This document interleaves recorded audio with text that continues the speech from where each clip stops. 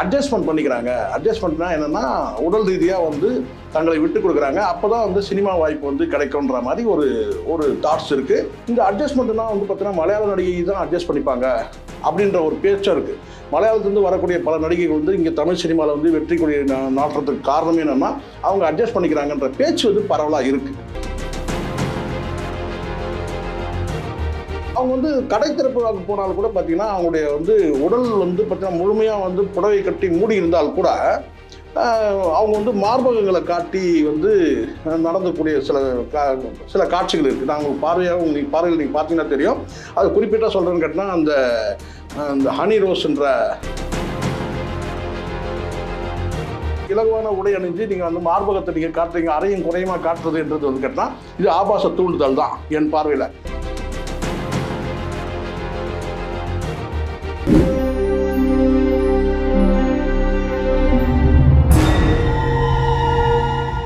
ஆடுகளம் cinema நேயர்களுக்கு என் அன்பான வணக்கம்.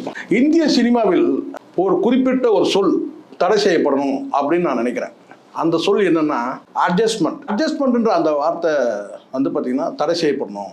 ஏன்னா அதுக்கு என்ன பொருள்னா, பெரும்பாலும் வந்து இங்கே வந்து அது தமிழ் சினிமாவாக இருக்கட்டும், அது மலையாள சினிமாவாக இருக்கட்டும், அது வந்து இந்திய சினிமா எல்லா இடத்துலையும் கேட்டால் இந்த நடிகைகள் வந்து அட்ஜஸ்ட்மெண்ட் பண்ணிக்கிறாங்க. அட்ஜஸ்ட்மெண்ட்னா என்னென்னா உடல் ரீதியாக வந்து தங்களை விட்டு கொடுக்குறாங்க. அப்போ தான் வந்து சினிமா வாய்ப்பு வந்து கிடைக்கும்ன்ற மாதிரி ஒரு தாட்ஸ் இருக்குது. அது பரவலாக இப்போ வந்து கேட்டால் அரசல் புரசலாக வந்து இப்போ வெளிப்படையாகவே வந்து பார்த்தீங்கன்னா என்ன இவர் அட்ஜஸ்ட்மெண்ட் கேட்டார், அவர் என்ன அட்ஜஸ்ட்மெண்ட் கேட்டார்னு சொல்லி ஒரு பேச்சுக்கள் வந்து பரவலாக வந்துட்டுருக்கு. இப்போ ஒரு 4-5 ஆண்டுகளுக்கு முன்னாடி நடந்த விஷயம் உங்களுக்கு தெரியும். இந்த பாவனான்ற நடிகை வந்து ஒரு திலீப் என்ற நடிகை வந்து நடிகர் துரத்துறாரு. அது துரத்தின பிறகு அவங்க போய் புகார் கொடுக்குறாங்க. அந்த புகார் அடிப்படையில் வந்து வழக்கு பதிவு செய்யப்படுது, வழக்கு நடக்குது, அவர் சிறை போகிறாரு. இப்படி ஒரு விஷயம் நடக்கும்போது அரசு வந்து கேரள அரசு வந்து நடிகைகளுக்கு வந்து பாதுகாப்பு இல்லாத ஒரு சூழல் இருக்குது. இது வந்து ஒரு ஹேமா கமிட்டின்னு ஒரு கமிட்டி ஃபார்ம் பண்ணணுன்ற மாதிரி வந்து நீதியரசர் வந்து ஹேமான்றவங்க பேரில் அவங்க தலைமையில் ஒரு கமிட்டி வைக்கிறாங்க. அதில் வந்து ஒரு பழம்பெரும் நடிகையும் இன்னும் சில பேர் வந்து மெம்பராக இருக்கிறாங்க. ஒரு 3 பேர் கொண்ட குழு சொல்கிறாங்க. அந்த ரெக்கமெண்டேஷன் வந்து பெரும்பாலும் அந்த ரெக்கமெண்டேஷன் எல்லாமே சாட்சி சொன்னவங்க எல்லாமே நடிகைகளாக இருக்கிறாங்க. அந்த ரெக்கமெண்டேஷன் எல்லாமே வந்து சப்மிட் பண்ண பிறகு சில பேர் மீது வழக்கு பதிவு பண்ணுறது, பல பேர் வந்து சாட்சி சொன்னவங்க எல்லாமே பிறர் சாட்சியாக மாறிடுறாங்க.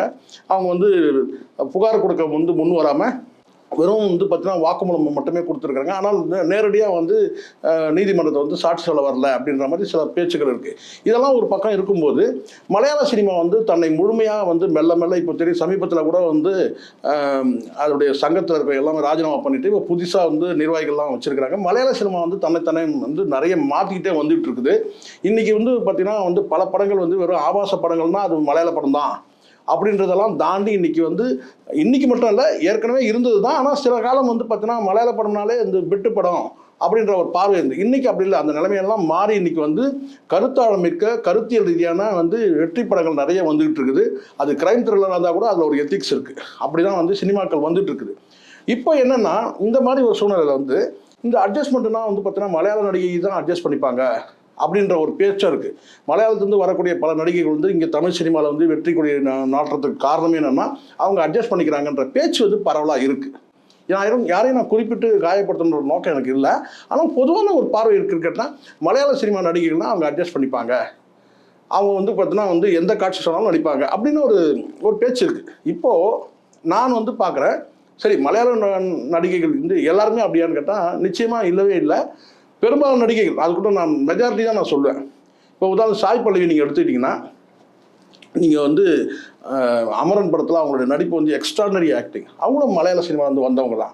இப்படி வந்து இன்னும் நிறைய நடிகைகள் இருக்கிறாங்க. அவங்களாம் வெளியில் தெரிஞ்சிருக்கலாம். சில பேர் பிரபலம் இல்லாமல் கூட வந்து ஒரு கதாநாயகி ரோல் நடிக்காமல் ஒரு குணச்சித்திர வேடத்தில் கூட இருக்கலாம். ஆனால் சில பேர் வந்து குறிப்பிட்டு ஒரு சில நடிகைகள் நான் பார்க்குறேன், ஒரு 4-5 படங்கள் தான் நடிச்சிருப்பாங்க. அது யாருன்றது நான் உங்களுக்கு சொல்கிறேன். அவங்க வந்து கடை திறப்புக்கு போனாலும் கூட பார்த்தீங்கன்னா அவங்களுடைய வந்து உடல் வந்து பார்த்தீங்கன்னா முழுமையாக வந்து புடவை கட்டி மூடி இருந்தால் கூட அவங்க வந்து மார்பகங்களை காட்டி வந்து நடந்தக்கூடிய சில காட்சிகள் இருக்குது. நான் உங்களுக்கு பார்வையில் நீங்கள் பார்த்தீங்கன்னா தெரியும். அது குறிப்பிட்ட சொல்கிறேன்னு கேட்டால் அந்த ஹனி ரோஸ்ன்ற அந்த ஒரு நடிகையாக இருக்கட்டும், அதுக்கப்புறம் அன்னராஜன் சொல்லி ஒரு நடிகை இருக்காங்க.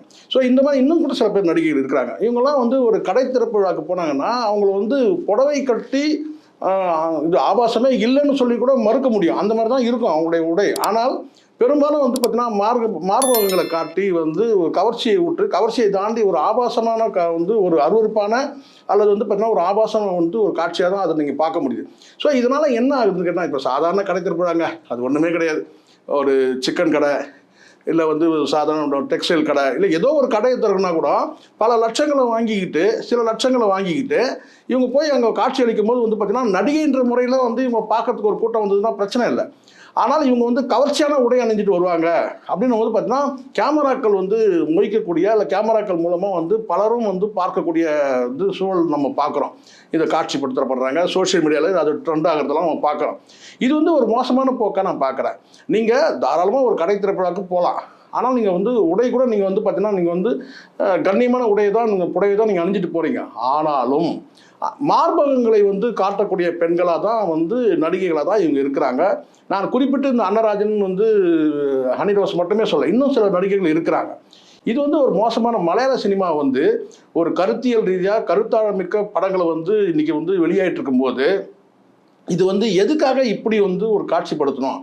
இதன் மூலமாக மலையாள சினிமா இண்டஸ்ட்ரிக்கு தான் கெட்ட பேரை தவிர இது வந்து எந்த வகையில் ஒரு ஆரோக்கியமானதாக இருக்கும்? யோசிச்சு பாருங்க. நீங்கள் போகிறீங்க, உங்களுடைய வந்து இது ஆடை சுதந்திரன்ற பேரில் நீங்கள் வந்து ஆபாசத்தை காட்டக்கூடாது. ஆடை சுதந்திரம் கேட்டால் நீங்கள் புடவை தான் அணியணும் கிடையாது, நீங்கள் எந்த உடை வேணாலும் அணியலாம். அந்த ஆடை வந்து பார்த்தீங்கன்னா வந்து ஆடை ஒழுக்கம்னா புடவை கட்டம் தான் ஆடை ஒழுக்கன்றது கிடையாது. நீங்கள் சாதாரணமாக வந்து உடலை மூடக்கூடிய எல்லா உடைகளுமே நீங்கள் அணியலாம், அதுதான் ஆடை சுதந்திரம். ஆனால் ஆடை சுதந்திரன்ற பேர் கேட்டால் ஆடை உடலை வந்து காட்டுற மாதிரி வந்து ஒரு உடை அணிகிறது ஆடை சுதந்திரம் கிடையாது.